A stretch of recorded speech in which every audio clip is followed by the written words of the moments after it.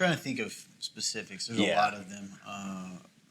I remember one of the times that come to mind early on is we had a baptism service early on, and it was one of the times when our team had really grown. And that day, the weather took a turn for the worse. We'd already set up. There's actually pictures used to be of us like holding the tent down, and the team felt pretty discouraged. Some of the team, and they were kind of panicking, and it did feel overwhelmed. What are we going to do? Do we keep doing it? Do we cancel? People are already showing up. That's sort of symbolism in general. And what I ended up doing that day, and I think this is a great leadership, this is something I've learned in leadership in general, is one of the biggest things. Do you want to know one of the biggest traits of a leader? A leader is just willing to make a decision. I'm serious. That sounds so simple. A leader is willing to make a decision. You always hope it's the best decision, but you're willing to make a decision because a lot of times people are frozen and they don't know what to do. So Teddy Roosevelt had a saying that says, when faced with an issue, essentially, the first is the best decision is the best choice. Next is the worst decision. Last is no decision at all. And he's much more eloquent. I have it written in a journal someday. But I think that for me, what I've learned when I feel overwhelmed as a leader, and as a Christian, it's almost easier in some ways because you're trusting God.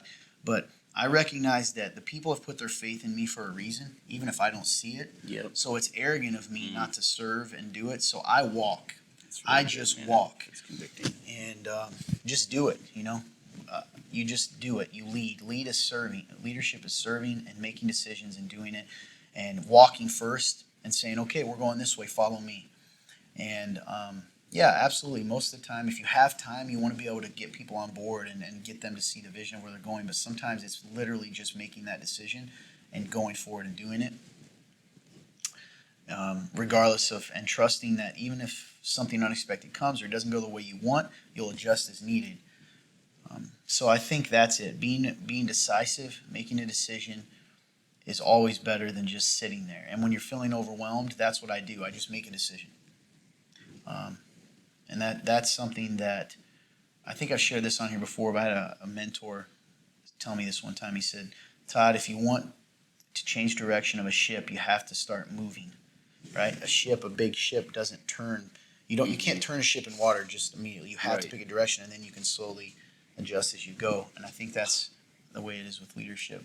One other tip for leadership too, and I came to this place, and I really believe I can remember the moment. I'm not going to share it because it involves someone else. Yeah. But the moment when I stopped stopped trying to get every single person on board is the moment I became a better leader. There was a day, and this sounds so harsh, when I had this person was arguing. I used to feel like arguing with me, and I used to be like, oh, I got to make you happy, and okay, I'll make you happy, and I'll try to run around. And I eventually came to a point. I said, do what I asked you to do.